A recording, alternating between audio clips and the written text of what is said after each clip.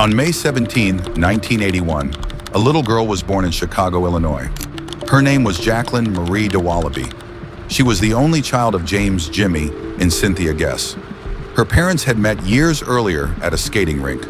Their brief romance ended before Jaclyn was born. After a bitter custody battle, Cynthia won full custody, and Jaclyn grew up with her mother. By the time she was 2, her mother married David Dowaliby, a construction foreman. 6 months later, David legally adopted Jaclyn. To her, he was her father in every sense, someone she could trust completely. A year later, a half-brother, David Jr., joined the family. Neighbors would later recall, they were a loving family, always hugging their kids, never yelling. They didn't even spank them. All discipline was through conversation, love, and guidance. Jaclyn was happy, bubbly, and curious. She loved dolls, playing with friends at Central Park Elementary, and the little joys of childhood. Her mother worked at Oak Forest Hospital. Her stepfather worked at Rax Erecting Service. Their home on 148th Street in Midlothian, Illinois, seemed ordinary, safe, peaceful. By the summer of 1988, life seemed full of promise. Cynthia was pregnant with a 3rd child. Jaclyn played, laughed, and enjoyed her neighborhood. But sometimes tragedy doesn't knock. It breaks down the door. Because in just a few weeks, this happy, ordinary world would be shattered forever. It was the evening of September 9th, 1988. Jaclyn's mother, Cynthia, took her 2 children to Kentucky Fried Chicken for dinner. Meanwhile, her husband, David, visited a nearby bowling alley with friends. By 9:20 p.m., David returned home. The children were safe, and 2 family members were present. Shortly afterward, those relatives left the house. At 10:30 p.m., Jaclyn, just 7 years old, climbed into bed in her nightgown. She kissed her mother goodnight, opened a Sears catalog, and began reading. Her stepfather went to bed around the same time. At 11 p.m., Cynthia checked on Jaclyn. Her daughter was sound asleep. The room was peaceful. The light was switched off. The doors were left slightly ajar. Both parents would later insist they slept soundly. They heard nothing unusual, nothing at all. The next morning, September 10th, 1988, began like any other. At 8 a.m., David awoke. Something felt off. Jaclyn wasn't up yet. She wasn't in the living room, watching cartoons as usual. He checked her bedroom. The bed was empty. A suitcase lay open, a toy Jaclyn sometimes played with. Her dresser drawers were open, clothes scattered, her blanket remained. Nothing else was missing. David assumed she was outside, playing with a friend. He sat with his son, watching cartoons. An hour later, he brought Cynthia a cup of coffee. "I think she's outside," he said. Cynthia's heart plummeted. Her daughter wasn't anywhere. They searched the house, no Jaclyn. Then they noticed the kitchen door, usually locked at night, slightly ajar.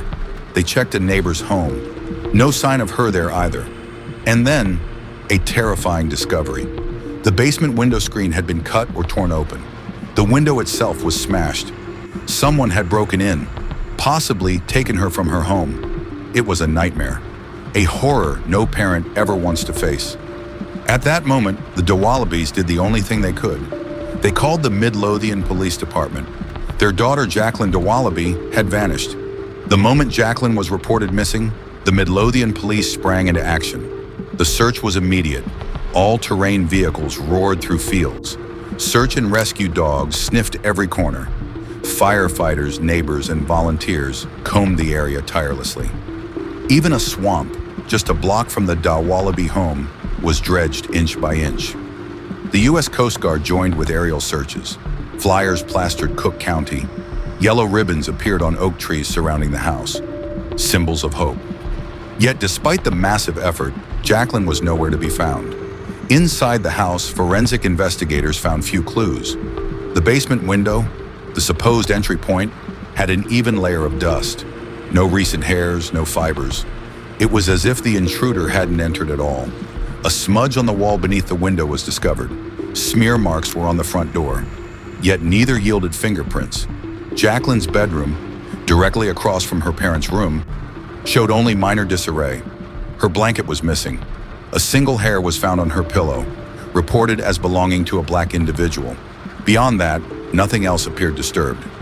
Neighbors confirmed what the Dowalibys said. They heard nothing unusual during the night. And the basement window? It was far from Jaclyn's bedroom. Any intruder using it would have to walk up squeaky floorboards, down a hallway, and enter her room without a sound. Investigators feared a chilling possibility. The abductor may have been familiar with the house. Early theories and suspects: Jaclyn's biological father, James Guess, had a history of attempting to abduct her. Naturally, police considered him a suspect, but shockingly, he had been imprisoned in Florida since May 23, 1988. He was serving 7 years for sexual battery, attempted sexual battery, and threats with a deadly weapon. He could not have committed this crime. At first, police believed this was a kidnapping. The most likely exit? The kitchen door, but no ransom demand was made. By the next day, the FBI had joined the manhunt. In the days after Jaclyn disappeared, her parents cooperated fully. They answered every question, submitted to every request. On September 13, David agreed to a polygraph test. According to the FBI, he was truthful. Yet despite every effort, Jaclyn remained missing. The case deepened into a mystery that would grip Chicago and the nation. 4 days after her disappearance, the horror became reality. On September 14, 1988, at approximately 5:45 p.m., Michael Chapman was walking near the Islander Apartments in Blue Island, about 6 miles from Jaclyn's home. Something caught his attention: a putrid odor. Curiosity, or dread, pulled him closer. There, in a section of brush at the edge of a small wooded area overlooking the Calumet River, he saw it: a purple and white blanket, concealing a small body, a head, an arm. Jaclyn Dowaliby. Her body was transported to the Cook County Medical Examiner. The following day, dental records confirmed her identity. The autopsy doctor, Robert Stein, conducted the autopsy. Jaclyn had been strangled with a 2-foot section of twine still knotted around her neck. Her purple nightgown remained, but her underwear had been removed and discarded nearby. Weathering and maggot activity prevented a detailed forensic examination. Yet investigators found a single Caucasian hair inside her underwear, a single black hair on the twine around her neck.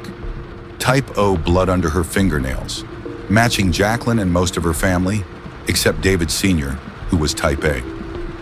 The decomposition suggested a grim timeline. Jaclyn was likely murdered the morning of September 10th.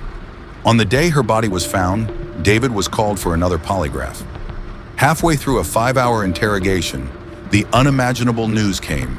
Jaclyn had been found. Cynthia, questioned at home, collapsed in tears. Residents near the Islander Apartments reported seeing a dark-colored Chevrolet Malibu parked near the garbage receptacle around 2 a.m. on September 10th. Everett Mann identified David Dowaliby in a police lineup as the driver. On September 17th, over 200 mourners gathered at St. Christopher's Church. Jaclyn was laid to rest at St. Mary Catholic Cemetery in Evergreen Park. 2 days later, police searched the Dowaliby home. The family car, a light blue Chevrolet Malibu, was seized. Hair belonging to Jaclyn was found, but nothing proved the vehicle had transported her body. Shortly after, the Dowalibys hired lawyers and were instructed not to speak with police. On November 22, 1988, both David and Cynthia Dowaliby were arrested and charged with first-degree murder. David was taken from work, Cynthia arrested at home. A grand jury indicted them both for murder and concealing the crime. Evidence included Mann's identification and early testimony suggesting the basement window had been broken from the inside. Both were denied bail. Their young son, David Jr., was placed in temporary foster care before moving to an aunt and uncle. The day after the indictment, a renewed forensic report revealed the basement window had been broken from the outside, carefully to minimize noise. The scene had been staged. In spring 1989, Cynthia gave birth to her third child, Carly, who was placed in the couple's guardianship before the trial. The courtroom doors opened on April 5, 1990.